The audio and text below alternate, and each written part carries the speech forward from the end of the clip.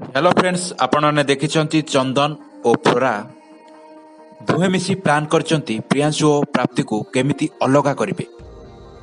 और सेथिपाई चंदन फ्लोरा को कॉल करी कहउचंती मो किछि गुंडा लगेई से प्रियांशु को बाड़ेबी आउ प्रियांशु को से गुंडा माने कहिबे प्राप्ति सहित मिसिबारु ता डैड आमको पठेइचंती ओ परे प्रियांशु प्राप्ति ठारू दूरे रहबो आउ तमे प्रियांशु को पाइबो आ मो प्राप्ति को पाइबी।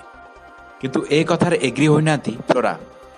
सेपटे प्रियांशु प्राप्ति को उपरे बहुत खुशी होई पड़िचंती ओ तांको किछि गिफ्ट दवा पई कहउचंती, किंतु प्राप्ति कहउचंती मो गिफ्ट मो निज तरफ जेतेबेले दरकार तमठू मागी नेबी।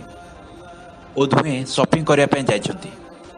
दर्शक बंधु, आपण आगामी अध्याय देखिया पाइबे प्रियांशु और प्राप्ति को से फ्लोरा शॉपिंग मॉल रे देखि देउछंती ओ फ्लोरा प्राप्ति सहित झगड़ा करुची।